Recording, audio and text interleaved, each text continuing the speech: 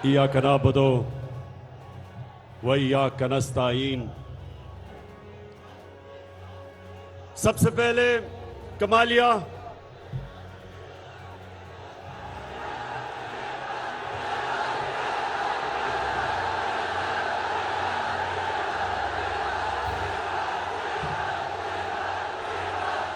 कमालिया में भी डीजल सस्ता हो गया है। बड़ा पैसा खर्च किया हमने डीजल और पेट्रोल को सस्ता करना। तो मैं सबसे पहले जनाब रियाज फतेहाना साहब आपको आज खराज तहसीन पेश करता हूं।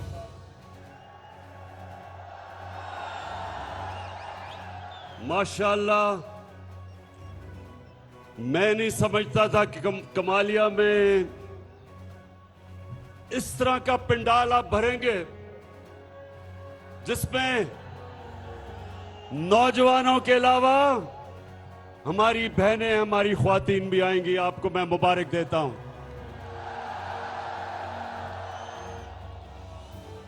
मैं अपने सारे मेंबर पार्लियामेंट, प्रोविंशियल और नेशनल असेंबली के, मैं अपने चीफ मिनिस्टर उस्मान बुज़दार आपको, गवर्नर साहब, चौधरी सरवर आपको और मेरे जितने भी मोअज़्ज़ज़ मेहमान हैं, मैं सबको आज मुबारक देता हूं इस बड़े बड़े बड़े जलसे पे। अच्छा, मैं आज अपनी आपसे जो बातचीत है वो शुरू करता हूं शुक्रिया अदा करने के लिए। किसका शुक्रिया अदा करने के लिए? सबसे पहले आसिफ जरदारी, आपका शुक्रिया।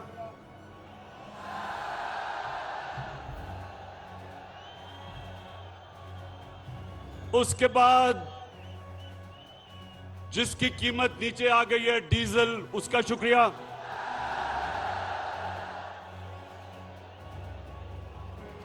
लेकिन सबसे ज्यादा मैं शुक्रिया अदा करना चाहता हूं जो पाकिस्तान का जूते पॉलिश करने वाला एक्सपर्ट, जूता देखता है तो पॉलिश शुरू कर देता है, वो है मकसूद चपरासी वाला शहबाज शरीफ। मैं इन तीन का आज इसलिए शुक्रिया अदा करता हूं कि इन्होंने, इनकी शक्लें देख के लोगों को इतना खौफ आया कि ये फिर से वापस ना आ जाएं, कि अल्लाह ने सारों के दिल मेरी तरफ मोड़ दिए। मैं आपका बहुत बहुत शुक्रिया अदा करता हूं।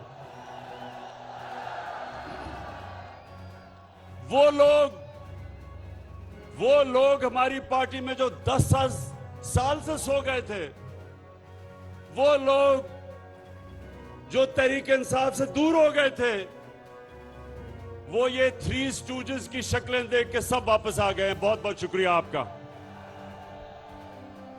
लेकिन मेरे पाकिस्तानियों, कमालिया के बाशऊर लोगों, मेरा आज का यहां आने का सबसे बड़ा एक मकसद है।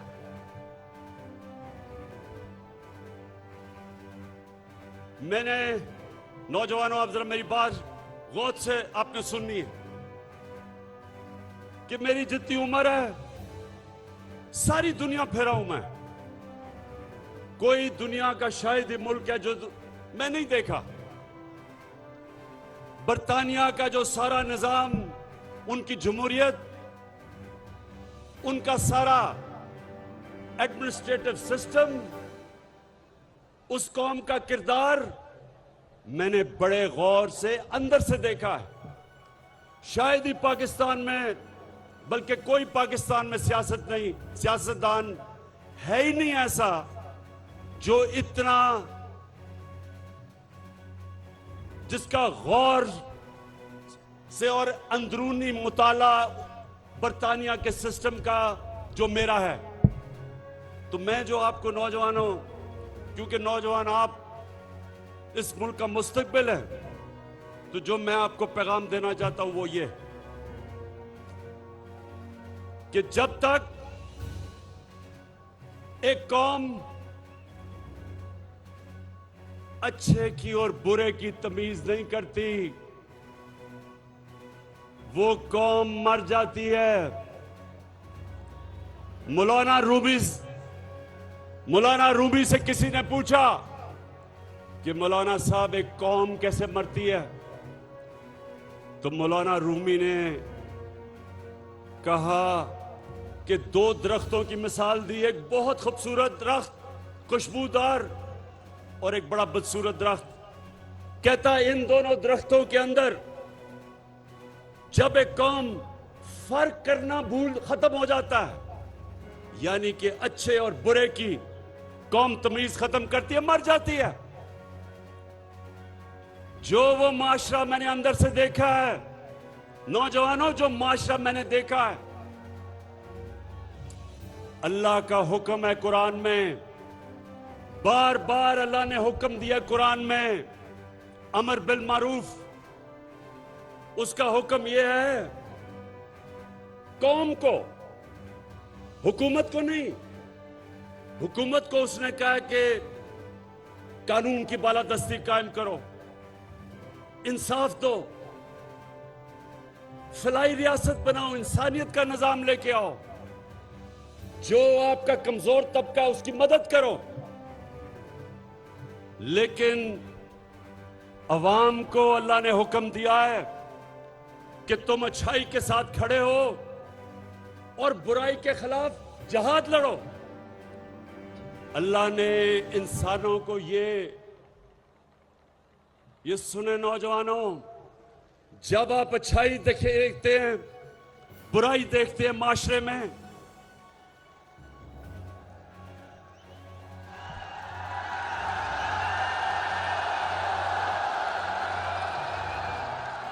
जब आप माशरे में अच्छाई और बुराई देखते हैं, तो अल्लाह ने आपके हाथ में यह फैसला नहीं छोड़ा कि मैं ना अच्छाई की तरफ ना बुराई की तरफ, मैं न्यूट्रल हूं। न्यूट्रल का उसने फैसला इंसान को नहीं दिया, या आप इधर हैं या उधर हैं।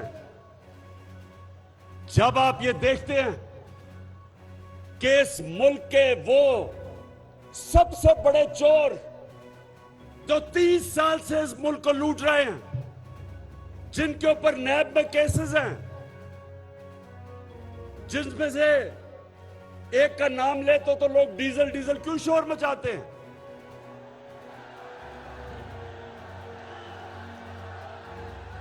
लोग इसलिए शोर मचाते हैं कि सियासत करते हो इस्लाम के नाम पे और अपना जमीर बेचते हो डीजल के परमिट के ऊपर। दूसरी तरफ इस मुल्क की बड़ी बीमारी जरदारी, अरबों रुपए के इसके ऊपर नैब में केसेस हैं। और कौन से केसेस हैं? फेक अकाउंट्स के, जाली अकाउंट्स, इन्होंने चोरी का पैसा जाली अकाउंट्स में डाल के बाहर भेजा।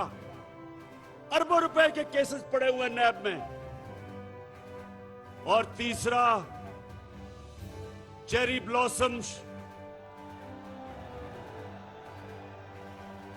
आपको पता है चेरी ब्लॉसम ज्यादा जूता ज्यादा चमकता है उससे,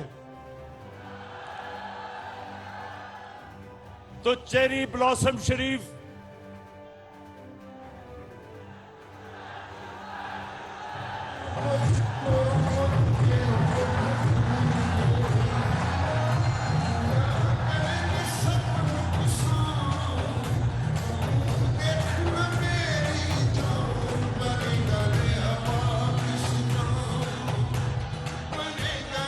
तो नौजवानों, अब शहबाज शरीफ का सुन लो।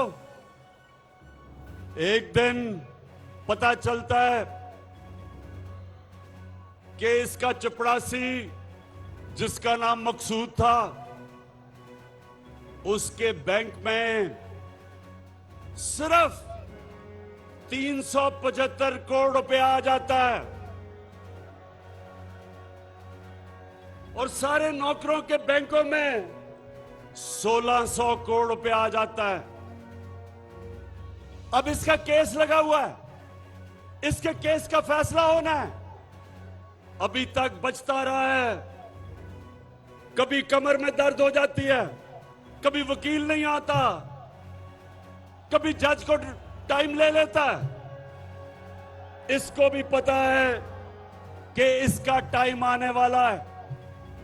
इसको पता है कि अगर ये इमरान खान और थोड़ी देर चल गया तो शहबाज शरीफ ने जेल में जाना है। और फिर एक चौथा फनकार है।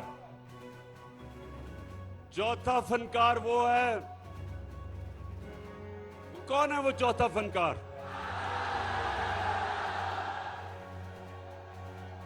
लंदन में बैठा हुआ है। उसका, अब जरा उसका सुनो, उसका केस क्या है? पहले तो अदालत से वो मुजरिम करार दे दिया गया। उसकी बेटी के नाम पे पैनामा पेपर के इंकशाफ में पता चला कि 4 बड़े बड़े अरबों रुपए के लंदन के सबसे महंगे इलाके में 4 बड़े बड़े महलात उसकी बेटी के नाम पे निकल आया। हमने तो नहीं निकाले, पैनामा पेपर के अंदर आ गया।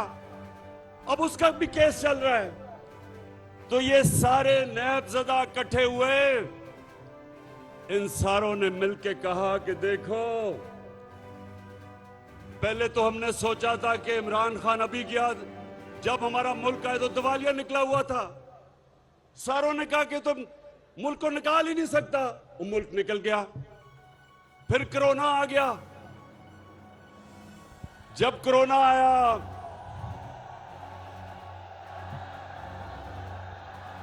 कमालिया, माशाल्लाह, बड़ा शऊर है आप में नौजवानों, बड़ा शऊर है। शहबाज शरीफ उस वक्त लंदन में बैठा हुआ था। बेटे को इसने बाहर भिजवा दिया था, दामाद को बाहर भिजवा दिया था, नवाज शरीफ के बेटे बाहर बैठे थे, इसहाक डार बाहर बैठा था, उनके बेटे बाहर बैठे थे, सब लंदन में बैठे थे। इस तरह लगता है कि ये ग्वाल मंडी में नहीं पैदा हुए, ये सारे लंदन में मलकाए क्वीन उसके घर में पैदा हुए हैं सारे। ये इसहाक डार माशाल्लाह बड़े मेहनत कश थे। उनके वालिद साइकिलों की दुकान थी। आज अगर आप उसका रहन सहन देखें और उसके बच्चों का, तो आपको पता चलेगा कि कितना पैसा इस मुल्क का ये लूट के बाहर लेके गए हैं। तो ये सारे इन्होंने मिलकर फैसला किया कि एक ही तरीका है, इमरान खान की हुकूमत गिराओ, इक्तदार में आओ, और सबसे पहला काम ये क्या करेंगे? क्या बैठे हैं, क्या काम करेंगे? नैब को खत्म करेंगे, अपने करप्शन केस खत्म करेंगे। पहले उन्होंने पूरी कोशिश की कि इमरान खान इनको एनआरओ दे देगा। मुशर्रफ ने इनको एनआरओ दे दिया। जितनी इन्होंने पहले जितनी करप्शन की थी वो सब माफ हो गई। इन्होंने फिर से आए 10 साल दोनों हाथों से मुल्क को लूटा। केस इनके तब बने और जोर इमरान खान पे लगा रहे हैं कि अगर आपने हुकूमत ना, अगर आपने हमें करप्शन केस माफ ना किए तो हम आपकी हुकूमत ही चलने देंगे। मैं बार बार ये 3 चूहों को पैगाम दे रहा हूं कि हुकूमत जानी तो मामूली चीज है। 3 स्टूजेस, चूहे तो बड़ी चूहो,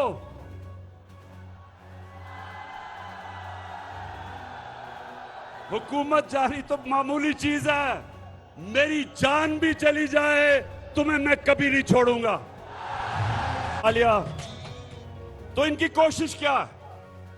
इनकी कोशिश है कि ये हुकूमत कराएं, इक्तदार में आए, नैब को खत्म करें, करप्शन केसेस खत्म हों, और जब भी करप्शन केसेस खत्म होंगे वो भगौड़ा जो लंदन बैठा है वो जल्दी जल्दी पाकिस्तान वापस आएगा।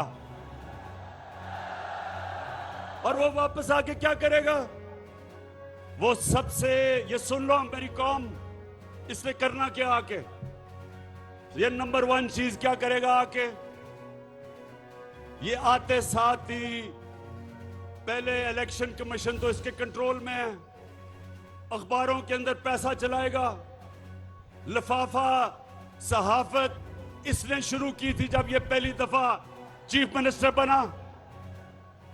इसने मीडिया को पैसा चलाना है, इलेक्शन कमीशन पहले इसके साथ है, इसने उसके बाद सुन लो ये उसके बाद ये पाकिस्तान की अदलिया के ऊपर हमला करेगा, क्योंकि जो करप्ट आदमी होता है वो कभी आजाद अदलिया को चलने नहीं देगा।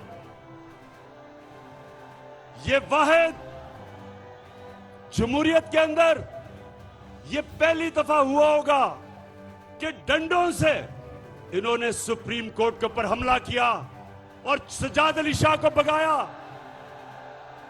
और फिर ब्रीफ केस दिए जजेस को।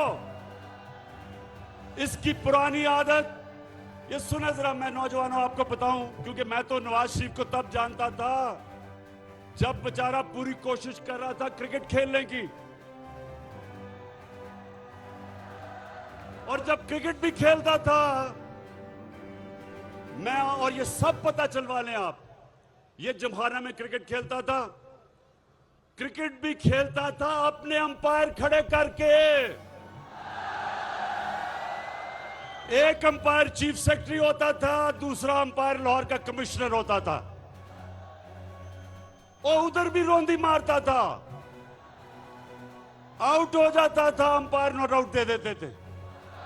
ये कभी कोई मैच अंपायर को मिला के नहीं खेला आज तक। उसके बाद इसने सहाफत पे पैसा चलाया, इसने जजेस खरीदे, इसने लाहौर के एलडीए के प्लॉट्स दे के जजेस को खरीदा, इसने छांगा मांगा की सियासत शुरू की, मेंबर ऑफ पार्लियामेंट की कीमत लगाई, उनको छांगा मांगा के रेस्ट हाउस में बंद किया। इसलिए बंद किया कि दूसरी तरफ भी बोली लग रही थी। यानी भेड़ बकरियों की तरह पहली दफा पाकिस्तान के सियासतदानों ने अपने आप को बेचना शुरू किया। ये नवाज शरीफ ने शुरू किया, तो ये अब आएगा, ये अदलिया के ऊपर हमला करेगा। अभी से ये अदलिया को तकसीम कर रहा है, अभी से सुप्रीम कोर्ट के अंदर जजेस को अपने साथ मिला रहा है।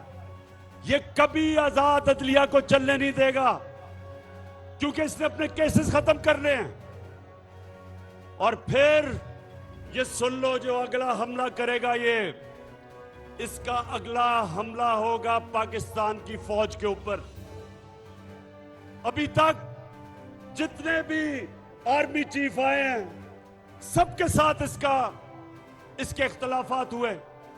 खुद पहले आर्मी चीफ बनाता है, उससे इख्तलाफ क्यों होता है?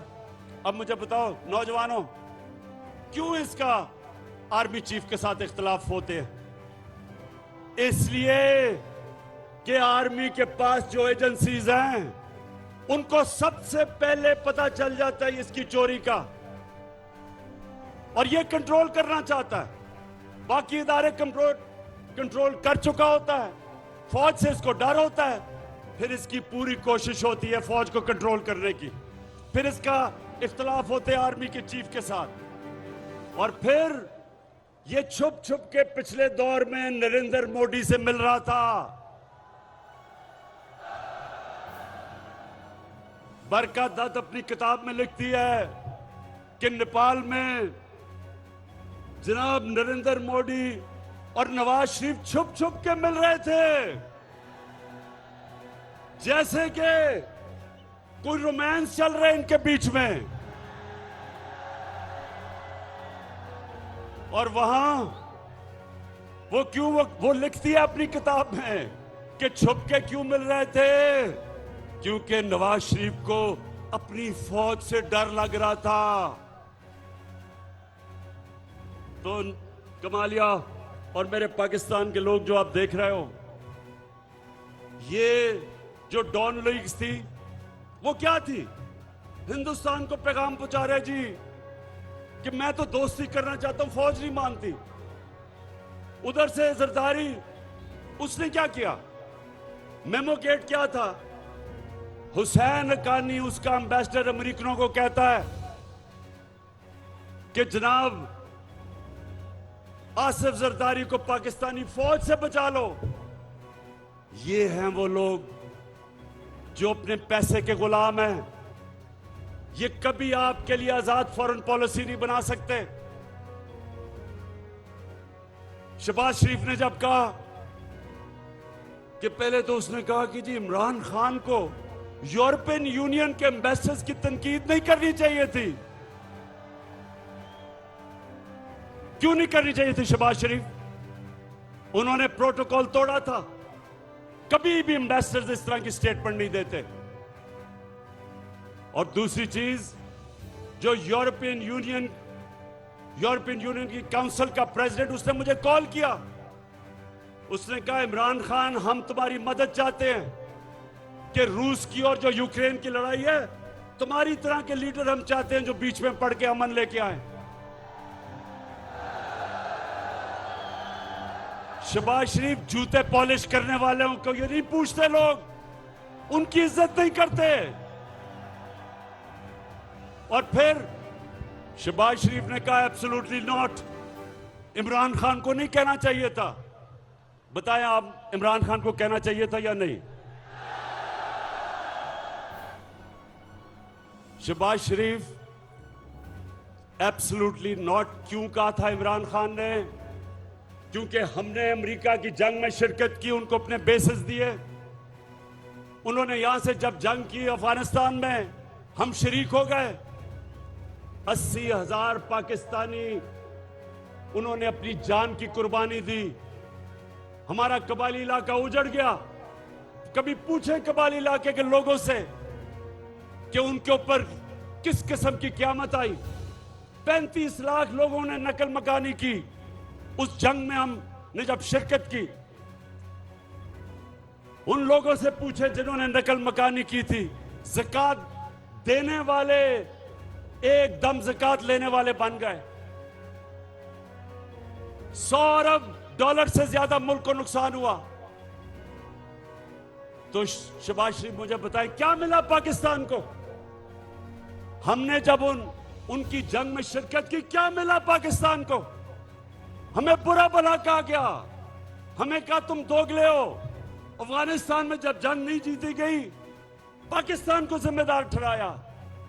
मैं ये कभी नहीं कहता कि हम किसी से अपने ताल्लुकात खराब करें। मैं कभी नहीं कहता कि हम अमेरिका या यूरोपियन यूनियन से अपने ताल्लुकात खराब करें, बल्कि अच्छे करने चाहिए। लेकिन शहबाज शरीफ, मैं ये कहता हूं कि ताल्लुकात अच्छे करने में और उनके जूते पॉलिश करने में बड़ा फर्क है।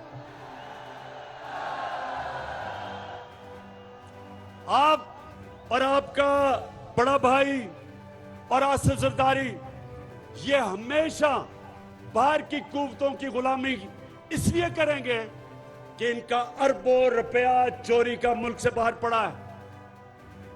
जिन लोगों का चोरी का पैसा ऑफशोर अकाउंट्स में पड़ा है, बड़े बड़े बाहर की जायदादों में, लंदन में, बाहर के मुल्कों में पड़ा है, वो कभी इस मुल्क की फॉरेन पॉलिसी को एक आजाद फॉरेन पॉलिसी नहीं बनने देंगे।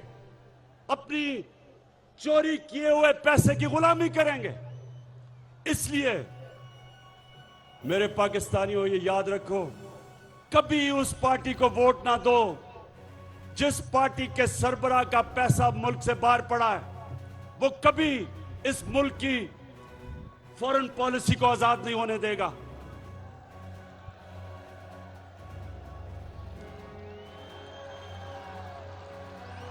और दूसरी चीज, नौजवानों, अब दूसरी चीज, ये चोरों का डोला क्यों इकट्ठा हो गया? इनको खौफ आ गया कि कोरोना से भी पाकिस्तान सुरखरू होकर निकला, मैशत भी सही रास्ते पर निकल गई। हमारे किसानों के पास कभी भी इतना पैसा नहीं आया जो आज हमारे किसानों के पास आया है। कभी फसलों में इतना पैसा नहीं था, कभी पैदावार इतनी नहीं थी जो हमारे जमाने में। सारे बर्रे सगीर में अभी रिपोर्ट निकली है कि सारे बर्रे सगीर में सबसे कम बेरोजगारी पाकिस्तान में है। हम सबसे आगे हैं रोजगार में। और जब महंगाई है, आलमी महंगाई, तो पाकिस्तान अभी भी वो मुल्क है जिधर दुनिया के मुकाबले में हमारी महंगाई कम है। और वो मुल्क है जो अल्लाह का शुक्र है कि वो सही रास्ते पे, record exports, record textile production, record फसलें, रिकॉर्ड टैक्स कलेक्शन, ताकि हम आवाम के ऊपर और पैसा खर्च कर सके। अल्लाह का करम है कि मुल्क सीधे रास्ते पे है। इसलिए इन सारों को था कि जल्दी जल्दी साजिश करके मुल्क को, हुकूमत को गिराया जाए। मैं कल 27 तारीख को मैं सारे अपने पाकिस्तानियों को आज पैगाम देता हूं कि आपने सबने इस्लामाबाद पहुंचना है।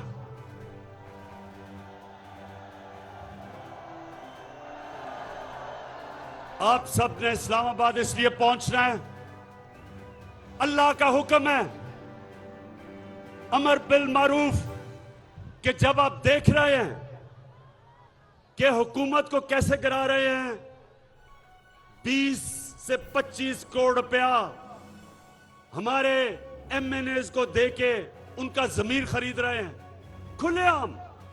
जब आपको पता है कि चोरी के पैसे से एक हुकूमत को गिरा रहे हैं मुल्क के सबसे बड़े डाकू, तो सारी कौम पे अल्लाह फर्ज कर देता है कि आप बुराई के खिलाफ खड़े हो, बदी के खिलाफ जहाद लड़े और अच्छाई के साथ खड़े हो, और उन लोगों के साथ खड़े हो जो आप समझते हैं कि इस मुल्क के अंदर इस चोरी और डकैती और डाकुओं और मुजरमों के खिलाफ जो जंग लड़ रहे हैं, सारी कौम पे फर्ज है कि वो हमारे साथ खड़े और इस्लामाबाद सब निकलें। और 27 तारीख को मैं अपनी सारी कौम को देखना चाहता हूं, यानी कि कल जल्दी आना, क्योंकि ये पाकिस्तान में एक ऐसा फैसला कुन दिन होगा, ये एक ऐसा दिन होगा कि मैं आज आप सबके सामने पेशन गोई कर रहा हूं कि पाकिस्तान की तारीख का सबसे बड़ा अवाम का समुंदर निकलेगा राय हक के ऊपर खड़े होने के लिए और इन मुजरिमों को यह बताने के लिए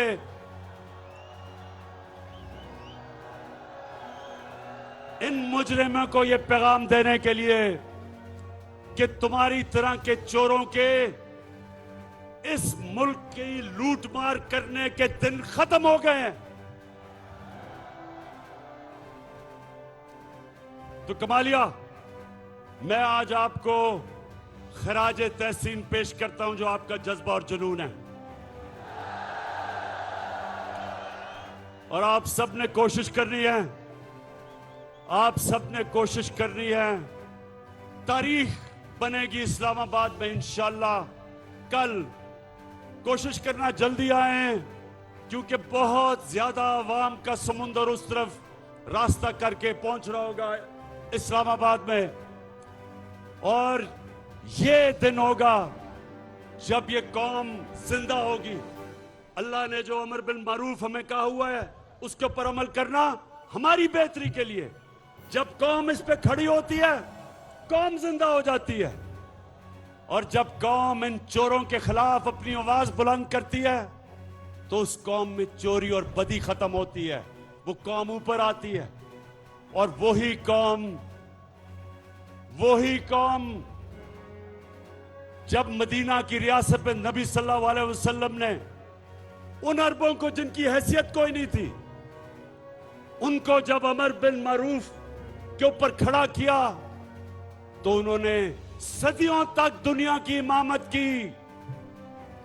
तो कमालिया और जो भी पाकिस्तान में आज देख रहे हैं, मैं आज कल आपको परेड ग्राउंड इस्लामाबाद में देखना चाहता हूं अमर बिन मारूफ के ऊपर खड़े होने के लिए। पाकिस्तान पाइंदाबाद।